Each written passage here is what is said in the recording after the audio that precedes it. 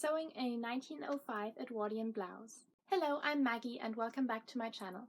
I've been loving the late Victorian / early Edwardian period lately, and Anne of Green Gables may or may not have something to do with that.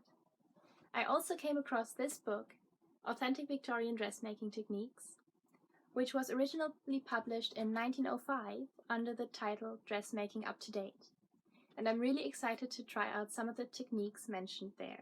I will link it down below if you're interested. Anyway, I've been aching to try and make a turn-of-the-century blouse, or a waist as they were called, using lace insertion. Shout out to Bernadette Banner for bringing that up in the sewing community. She's been working on recreating an Edwardian tea gown lately, and she has made an awesome video on lace insertion and the techniques involved, which I highly recommend watching if you're trying to make something similar. And after watching her video, I decided to try and make a 1905 style blouse using only period sewing techniques, so this book will come in very useful. Let's see how we get on. I'm going to use some white cotton fabric I had left over from my white summer dress, link to which you will presently see popping up in the corner.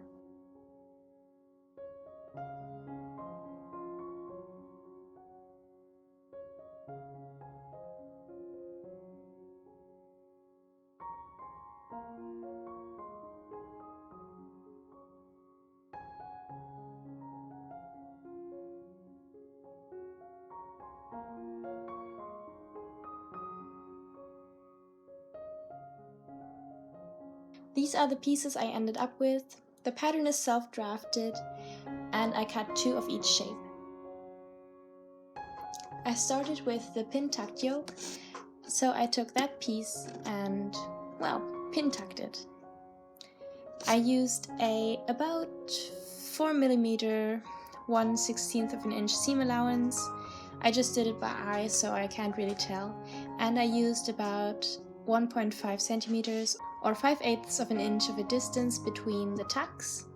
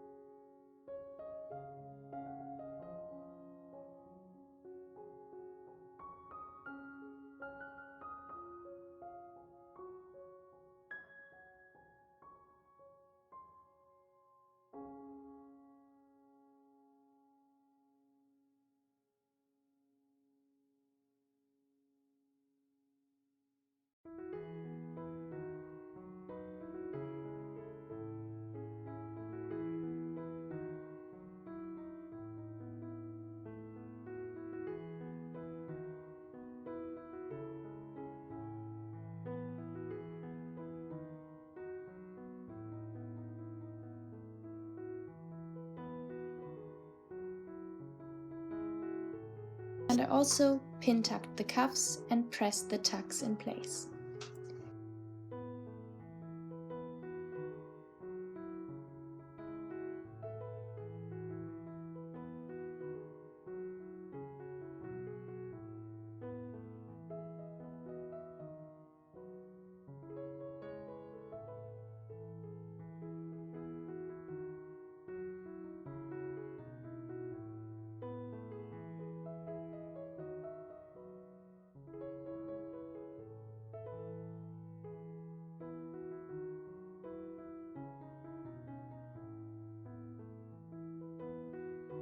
For the back yoke, I had to cut it in half and add some hooks and eyes, so I could slip my head through the opening.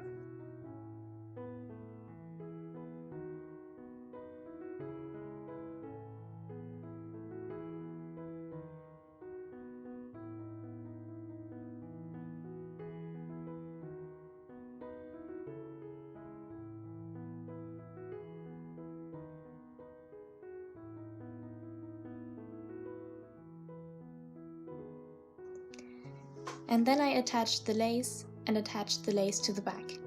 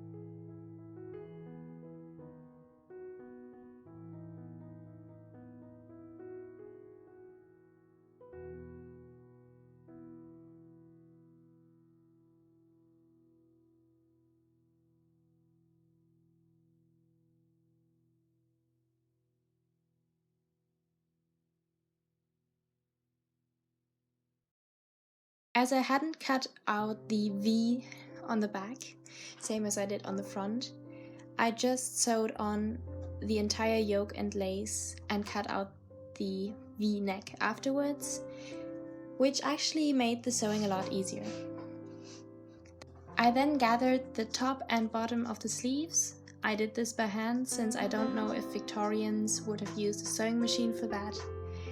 And I tried to get as close to the old rule, take up 2 threads and skip 4, though in my case it was probably more like take up 3 and skip 6.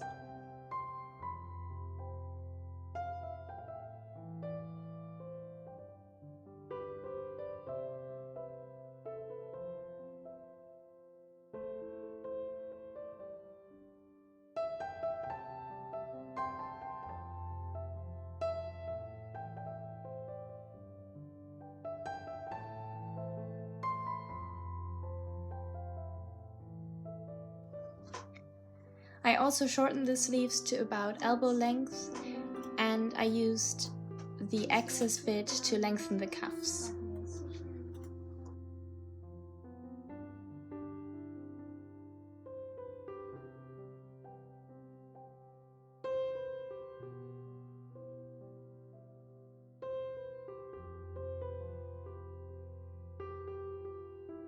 Then I folded the raw edges away from the lace and overcast them by hand so they wouldn't show through the lace.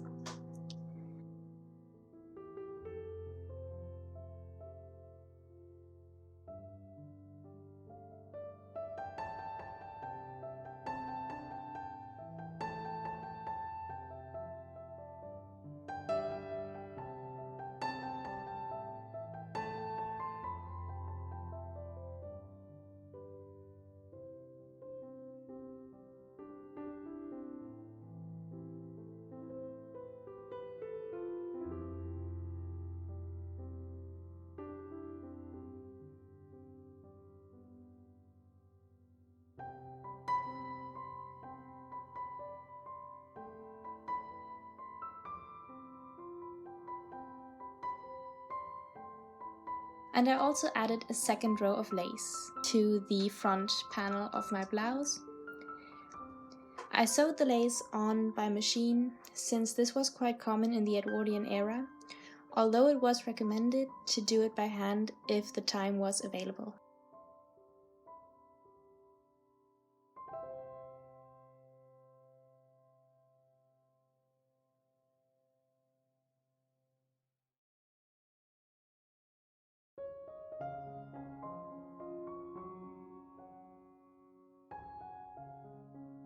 I trimmed the collar to fit my neck and added lace around there as well.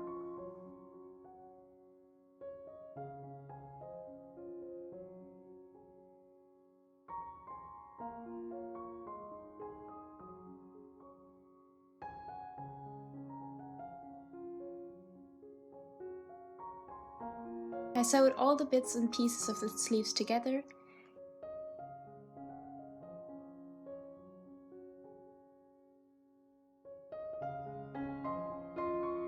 I had just enough lace to add some to the sleeves as well, so I added some lace between the plain cuff and the pin-tucked cuff.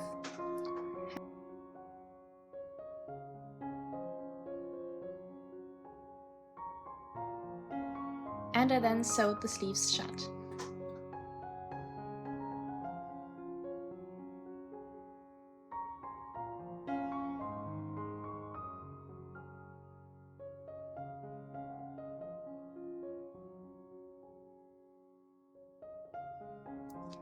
Time to put the blouse together.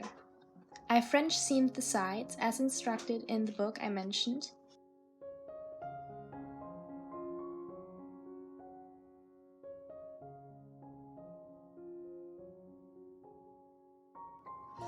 Now all there's left to do is some hand finishing, hemming the bottom edge of the blouse, and getting all the raw edges under control.